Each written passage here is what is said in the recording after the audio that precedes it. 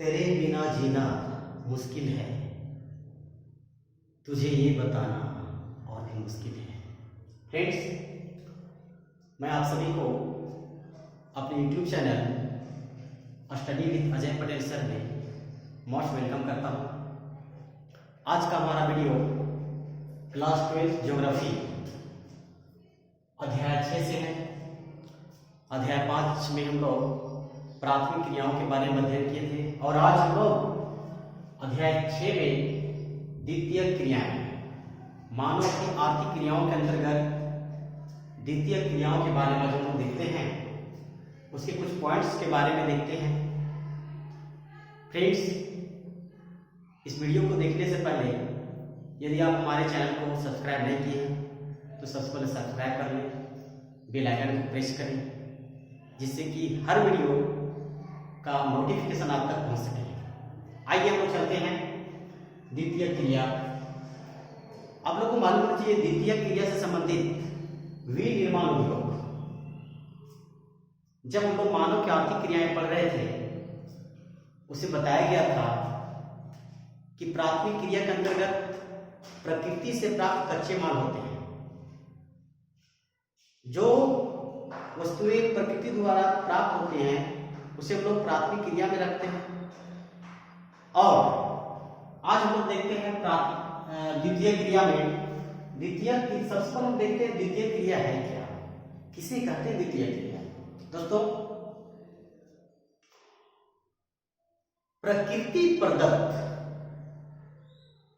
कच्चे माल का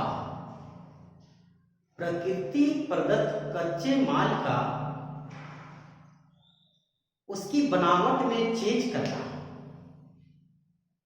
प्रकृति से प्राप्त कच्चे माल का उसकी बनावट में बदल करके उपयोग करना द्वितीय क्रिया कहलाती है। ठीक है, अब देखते हैं तो ये जो द्वितीय क्रियाओं का अर्थ क्या है इसके बारे में यूएनओ यूनाइटेड नेशन ऑर्गेनाइजेशन यानी संयुक्त राष्ट्र जो संघ है उसका डिफाइन उसके बाद देखते हैं कि किसके अनुसार है, यूएनओ के अनुसार, संयुक्त राष्ट्र संघ के अनुसार बोलता है विनिर्माण जैविक अथवा अजैविक। एक पॉइंट देखिए, जैविक और अजैविक। दोस्तों, जैविक का संबंध जीव जंतुओं से है जबकि अजैविक का संबंध भौतिक कारकों से है। आपका वर्षा हो गया, आर्द्रता हो गया, तापमान हो गया, खनिज हो गया, ये सब क्या है, मिट्टी हो गया, ये सब क्या है, अजैविक कारक है। तो बोलता है विनिर्माण जैविक अथवा अजैविक पदार्थों का एक नए उत्पाद के रूप में यांत्रिक तथा रासायनिक, जी हाँ, यांत्रिक मतलब यंत्रों से संबंधित, नए जो आविष्कार किए गए यंत्र हैं उससे संबंधित रासायनिक परिवर्तन है, चाहे कार स्वचालित मशीन द्वारा हो अथवा हाथ द्वारा हो। विनिर्माण का मतलब हो रहा है कोई भी उद्योगों में जो कार्य होता है, किसी भी उद्योग में जो कार्य किया जाता है या तो मशीन के द्वारा किया जाता हो या तो फिर हाथ के द्वारा किया जाता हो। चाहे कार्य कारखाने में किया जाता हो, चाहे घर में किया जाता हो, चाहे थोक में बेचे जाए, उद्योगों से प्राप्त जो माल है उसे जब उसके संगठन में चेंज करके बनाते हैं तो उसे चाहे आप थोक में एक साथ बेच दें या तो फिर फुटकर के भाव में बेचें। यह हमारा संयुक्त राष्ट्र संघ के अनुसार द्वितीय क्रियाओं का अर्थ बताया गया है। दोस्तों, फ्रेंड्स, अब हम लोग थोड़ा सा देखते हैं इसमें कि जो बृहद पैमाने का विनिर्माण की विशेषताएं होती हैं। प्रश्न पूछता है कि बृहद पैमाने के विनिर्माण की विशेषताओं को लिखें। तो आप याद रखिएगा, बड़े पैमाने पर विनिर्माण समझ में आ गया, जो द्वितीय क्रिया के अंतर्गत आता है वो हमारा क्या है, विनिर्माण मतलब कच्चे पदार्थों के संगठन में चेंज करना, उसकी बनावट उसके स्वरूप में बदलना, वो हमारा क्या है, विनिर्माण। तो बड़े पैमाने के विनिर्माण की विशेषताएं क्या है? पहला हमारा यंत्रीकरण। आइए हम लोग एक एक करके देखते हैं। दूसरा है कौशल का विशिष्टीकरण, तीसरा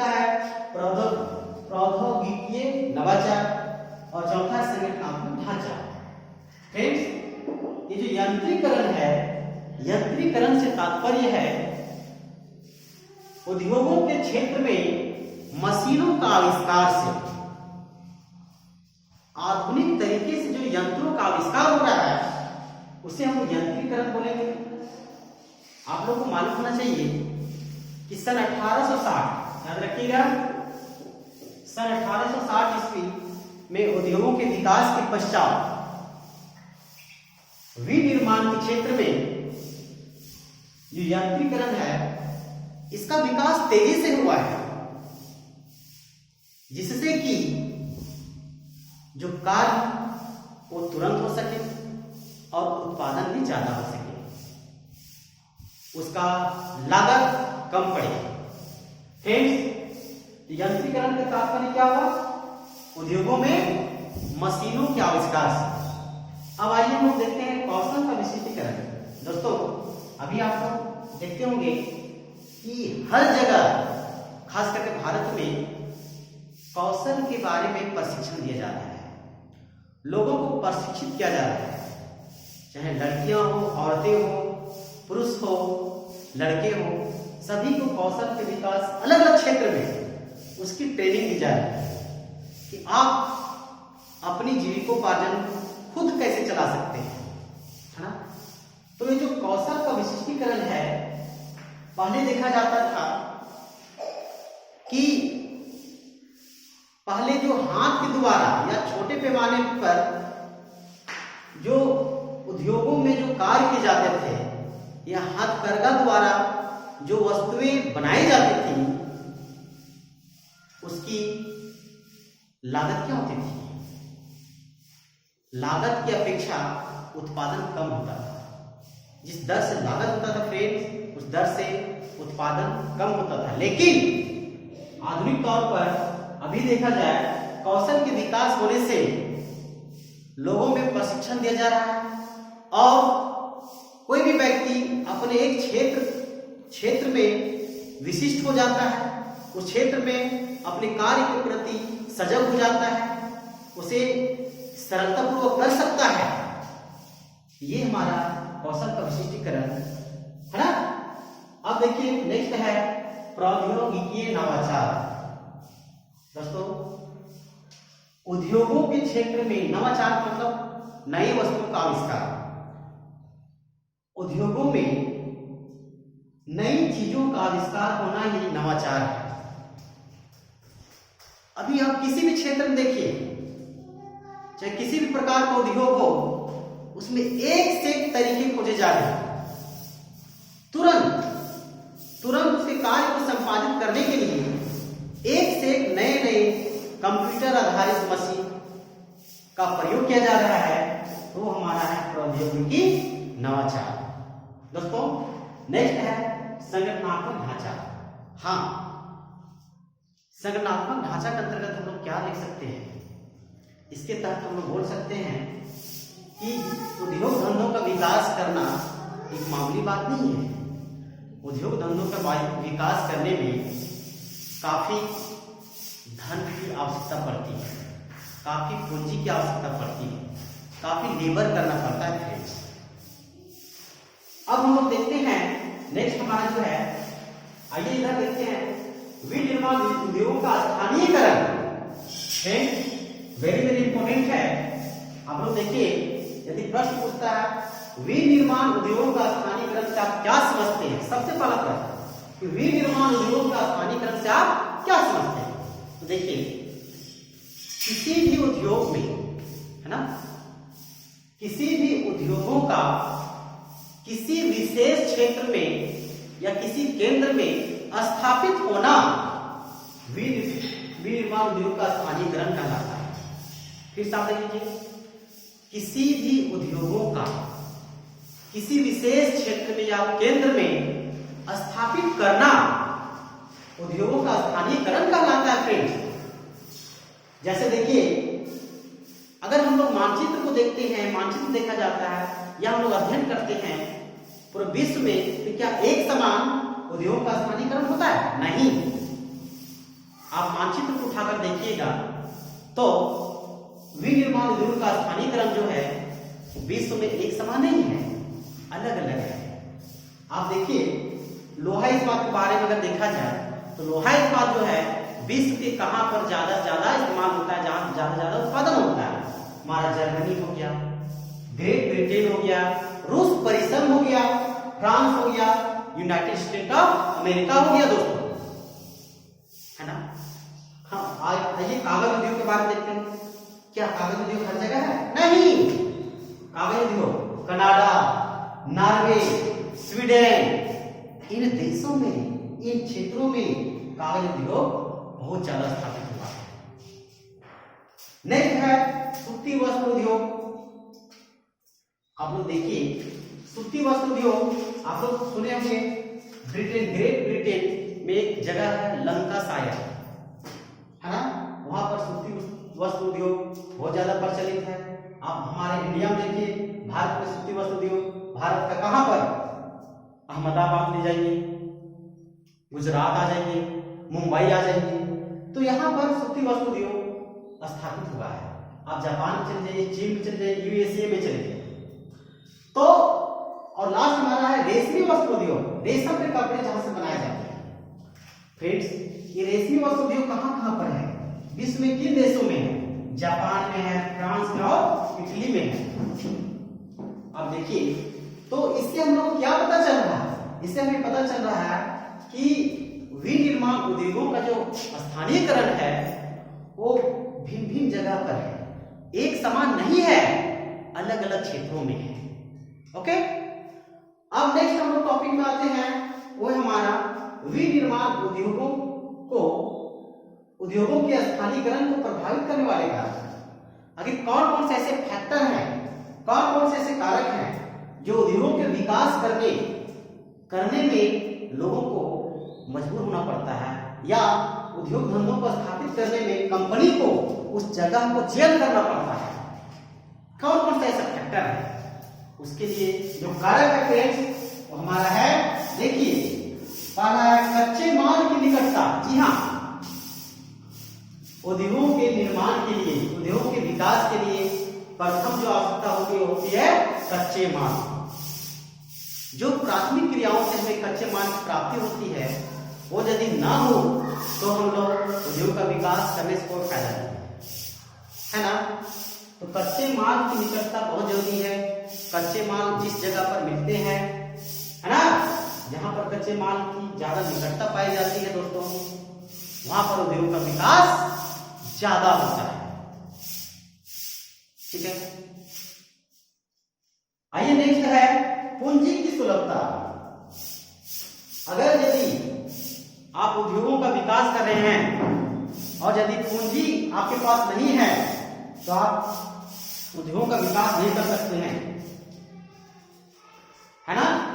उद्योग के विकास के लिए हमें पूंजी की आवश्यकता है।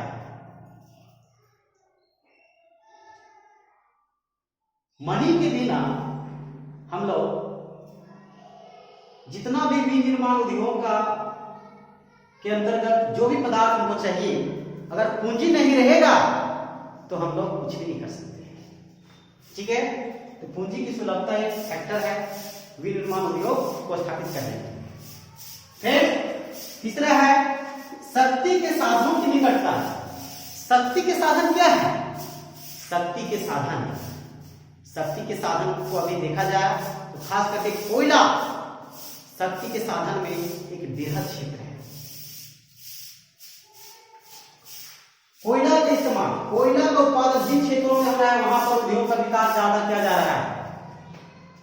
आप भारत में ही ले लीजिए, है ना, भारत का देखिए झरिया, ठीक है, झरिया कोयला क्षेत्र ले लीजिए, ये जो कि झारखंड के अंतर्गत आता है।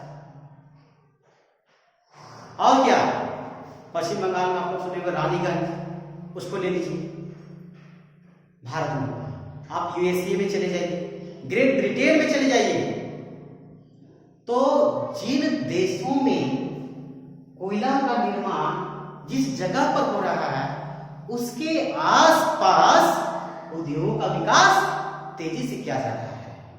एक कारक है ये, है ना। नेक्स्ट है अगला है परिवहन। यदि आपको वीडियो नीचे नहीं दिखाई पड़ता होगा, मैं बताता हूँ। चौथा पॉइंट है परिवहन के साधनों की सुविधा। फ्रेंड्स, परिवहन के साधनों की सुविधा, अगर हम लोग उद्योग को विकास कर रहे हैं, उद्योगों में कच्चे माल जो है, कच्चे पदार्थ है, उसकी बनावट उसके स्वरूप में चेंज करके नए नए पदार्थ बना रहे हैं, लेकिन उसे ले आने के लिए परिवहन के साधन नहीं है, तो दिक्कत का सामना करना पड़ता है। तो पहले देखा जाए, पहले क्या था कि खास करके पहले था कि जिन क्षेत्रों में शक्ति के साधन उपलब्ध हो, कच्चे माल की प्राप्ति उसी जगह पर उद्योग का केवल निर्माण होता था। लेकिन वर्तमान हमारा जो समय है वो बदल रहा है।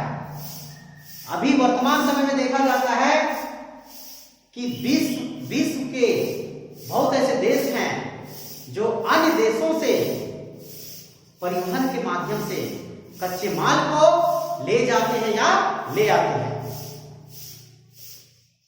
अब जापान को ले लीजिए। जापान भारत पर डिपेंड है। वहां जो भारत से सूती वस्त्र उद्योग का आयात करता है जापान, ठीक है। तो ये हम देखते हैं परिवहन के साधन की सुविधा होने से आप एक देश से दूसरे देशों में भी कच्चे पदार्थ को ले जा सकते हैं, ले आ सकते हैं। नेक्स्ट हमारा है बाजार की निकटता। बाजार की निकटता से तात्पर्य क्या है दोस्तों? कच्चे पदार्थ से जो उसका जो स्वरूप में चेंज करके जो नया पदार्थ बनाया जाता है, उसको बेचने के लिए क्या चाहिए? मार्केट चाहिए, बाजार चाहिए। बृहद पैमाने पर बाजार चाहिए। और यदि जिस जगह पर उद्योग स्थापित है उसके आसपास यदि बाजार है, मार्केट है उन पदार्थों को बेचने के लिए, तो फैक्टर है, वो एक कारक है ना। बाजार की निकटता भी विनिर्माण उद्योगों के स्थानीयकरण को प्रभावित करते हैं। ठीक है। नेक्स्ट हमारा है अनुकूल जलवायु। दोस्तों, उद्योग का स्थापना उसी जगह पर किया जा सकता है जो लोगों के अनुकूल जलवायु हो, जो उस उद्योग के अनुकूल जलवायु हो, जो स्वास्थ्यवर्धक जलवायु हो। ठीक है। इसके पश्चात है कुशल और सस्ते श्रमिक। हाँ, उद्योग धंधों में काम करने के लिए हमें कुशल श्रमिक की आवश्यकता होती है, लेकिन सस्ते श्रमिक की भी आवश्यकता होती है। जिन देशों में या जिन क्षेत्रों में जिस जगह पर कुशल श्रमिक और सस्ते श्रमिक मिलते हैं, वहां पर उद्योग धंधे ज्यादा स्थापित करने से लाभ होता है, क्योंकि वहां पर सस्ते श्रमिक कामगार को मिल जाता है। ठीक है। अब देखिए 8वां पॉइंट हमारा सरकारी संरक्षण। दोस्तों, उद्योगों के विकास के लिए सरकार भी प्रोत्साहन दे रही है, क्योंकि सरकार भी चाहती है कि उद्योग का अधिक से अधिक विकास हो, स्थापित किया जा सके, जिससे कि आर्थिक स्थिति को मजबूत किया जा सके।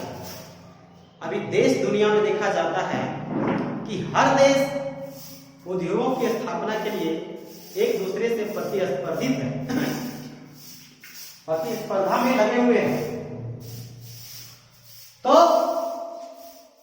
सरकारी संरक्षण, सरकार भी एक संरक्षण क्षेत्र प्रदान कर रही है, संरक्षित क्षेत्र प्रदान कर रही है उद्योग धंधों को स्थापित करने के लिए। और लास्ट हमारा है पूर्वारंभ का लाभ। ये पूर्वारंभ नहीं दिख रहा, आपको बताते हैं। पूर्वारंभ मतलब आरंभ में जो अभी जो वर्तमान समय में जो कंपनी जो स्थापित हो रही है, वो आरंभ में निर्माण कंपनी को देखते हुए क्या जा रहा है। अभी जो नवनिर्मित जो कंपनी या उद्योग धंधों का विकास हो रहा है, उस कंपनी के मालिक, उस कंपनी के ऑनर के दिमाग में यह बात आती है, यह सोचता है कि पहले जो स्थापित उद्योग था उससे कितना लाभ कमाया गया, उससे क्या आर्थिक स्थिति मजबूत हुई, उससे क्या हमारा फायदा हुआ, तो उसको देखते हुए अभी उद्योग का इस्तेमाल किया जा रहा है, उद्योग को स्थापित किया जा रहा है। दोस्तों, आपको यह वीडियो अच्छा लगा होगा। यदि आप हमारे चैनल को सब्सक्राइब नहीं किए तो प्लीज सबसे पहले आप हमारे चैनल को सब्सक्राइब करें, लाइक करें, अपने दोस्तों के पास शेयर करें और कमेंट बॉक्स में जाएं और कमेंट करके हमें बताएं। बहुत बहुत धन्यवाद दोस्तों।